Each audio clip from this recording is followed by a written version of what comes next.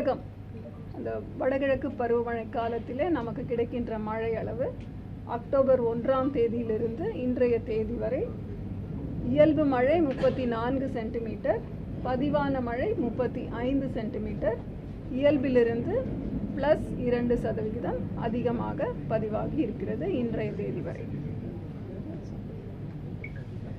இப்போ இந்த புயலினுடைய பாதிப்பு எப்படி மேம் இருக்கும்? நமக்கு காற்றால பாதிப்பு கொடுக்கக்கூடியதா இருக்குமா இல்ல மழையை கொடுக்கக்கூடிய பாதிப்பா இருக்குமா? ஏன்னா கஜா, தானே, வர்தா இந்த மாதிரியான புயல்கள் போல இருக்குமா இல்ல நமக்கு எப்படி மேம் இருக்கும்? லேண்ட்ஃபால் எங்க இருக்கும் மேம்? முதலிலே புயல் அப்படின்னாலே அந்த கேட்டகரைசேஷன் படி பார்த்தீங்கன்னா காற்றின் வேகம் அதிகரிக்கும், படிப்படியாக அதிகரிக்கும். அதனால் பாதிப்பு அப்படின்னு சொன்னால் நம்ம மழை அலர்ட்டும் கொடுத்துருக்கோம். அதனால் மழையும் இருக்கும், காற்றும் இருக்கும் வாய்ப்பு உண்டு. லேண்ட்ஃபாலை பொறுத்தவரை அடுத்த சில அப்டேட்ஸில் நம்ம அதை குறிப்பிட்டு சொல்ல முடியும். டெல்டா மாவட்டங்கள்னால என்ன மாதிரியான பாதிப்பு இருக்கும் மேம்? டெல்டா மாவட்டங்கள்ல ரெட் அலர்ட் கொடுத்துருக்கோம், அங்க என்ன மாதிரி ரெட் அலர்ட் அப்படின்னா இது மெயினாக நம்ம திரும்ப திரும்ப சொல்றது மழை பெய்யும், கனமழையிலிருந்து மிக கனமழை, சில இடங்களில் அதி கனமழை பெய்யும். நிர்வாகம் அதற்கு ஏற்றாற் போல நடவடிக்கை எடுப்பதற்கான குறியீடு தான் ரெட் அலர்ட். மக்கள் அதை பற்றி பதட்டம் அடைய வேண்டிய அவசியம் இருக்காது.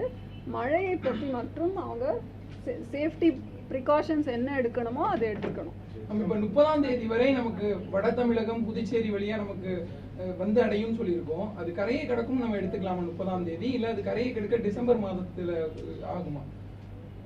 இப்போதைக்கு ட்ராக் நாம் எதிர்பார்க்குற ட்ராக் பார்த்தீங்கன்னா இப்போவும் அது வந்து இலங்கை பகுதிகளிலே தான் நிலவுகிறது.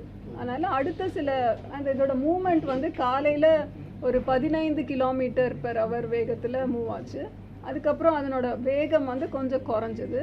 ஸோ அதனால் படிப்படியாக அதனோட வேகத்தை பொறுத்து நம்ம மற்ற சில கேள்விகளுக்கான விடை வந்து அதன் வேகத்தை பொறுத்து தர முடியும். இலங்கை முழுவதுமே வந்து ரெட் அலர்ட் கொடுத்திருக்காங்க. ரொம்ப வீரியமா இருக்கு, மழை அதி கனமழை இலங்கை முழுவதுமே பதிவாயிருக்குன்னு சொல்லியிருக்காங்க.